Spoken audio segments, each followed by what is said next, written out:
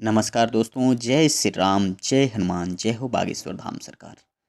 दोस्तों, बागेश्वर धाम सरकार पंडित श्री धीरेन्द्र शास्त्री जी अपने जीवन के उन पलों को याद करते हैं तो फूट फूट के रो उठते हैं दोस्तों, क्योंकि गरीबी की मार उन्होंने बड़ी नज़दीक से देखी है।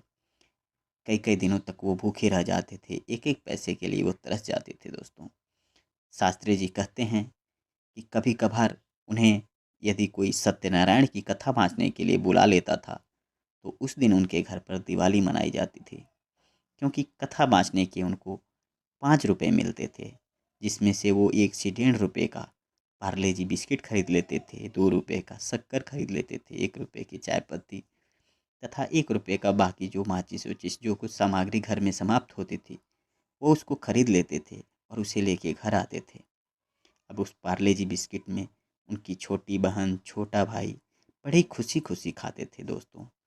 गरीबी के वो पल बहुत ही दर्दनाक थे दोस्तों, बहुत ही भावुक कर देने वाले थे दोस्तों। शास्त्री जी बहुत ही दयालु स्वभाव के हैं और उतने ही भावुक भी हैं।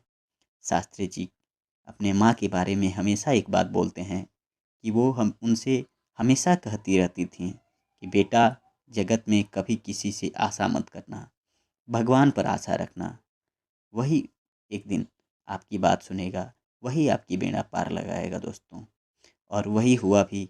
बालाजी महाराज की कृपा हुई तो दादाजी ने भक्त को सेवा में लिया और आज वो भक्त पूरे विश्व को अपनी भक्ति से भाव विभोर कर दिया है दोस्तों। अपनी वाणी के माध्यम से वो ये भी कहते हैं कि हमारे जैसे भक्त की लाज अगर बागेश्वर बालाजी ने रखी थी तो आपकी लाज वो जरूर रखेंगे दोस्तों।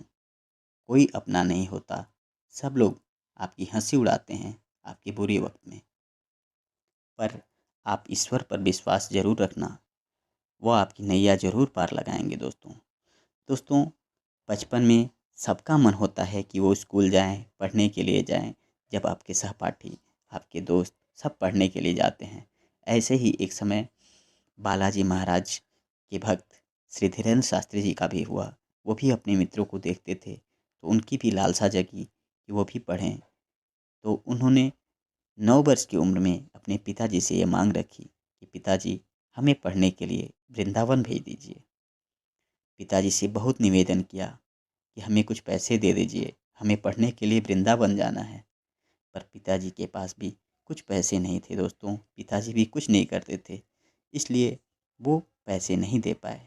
अब शास्त्री जी अपने माता जी के पास जाकर बोले, हे माता, मुझे पंडिताई पढ़ना है, मुझे कर्मकांड पढ़ना है, मुझे कुछ पैसे दे दो, मेरे लिए कुछ पैसे का इंतजाम कर दो। पर माँ से भी असमर्थता ही मिली दोस्तों, माँ के पास भी पैसे नहीं थे उस वक्त।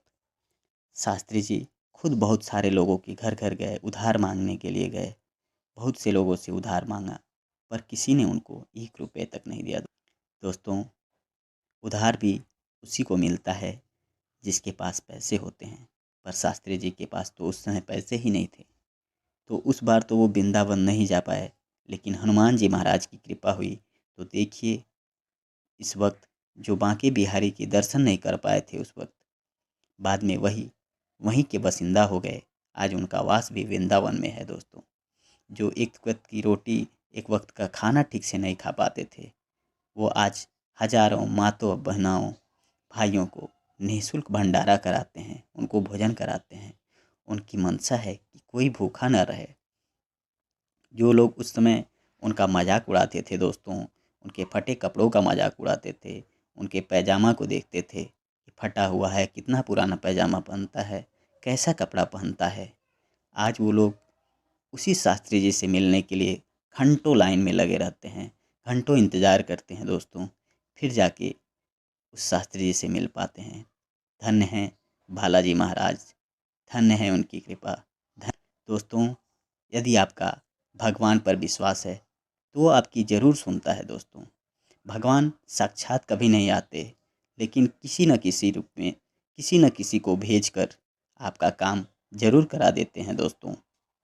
मैं आपसे यही प्रार्थना करूँगा कि आप पर कितना भी मुसीबत क्यों ना आ जाए, कितना भी परेशानी में आप क्यों ना डूब जाएं, पर उस वक्त भी अंतिम सांस लेते हुए भी आप उस भगवान पर विश्वास रखना, वो आपका काम ज़रूर करेंगे दोस्तों। वो आपकी बात ज़रूर सुनेंगे, वो आप पर अपनी कृपा ज़रूर बनाएंगे। थोड़ी देर से ही सही, पर होगा वही जो भगवान को मंजूर होगा। बागेश्वर बालाजी महाराज का ध्येय एक ही है कि घर घर राम की महिमा हो, सब लोग सुखी रहें, कोई भूखा ना रहे। जय श्री राम, जय हनुमान, जय हो बागेश्वर धाम सरकार।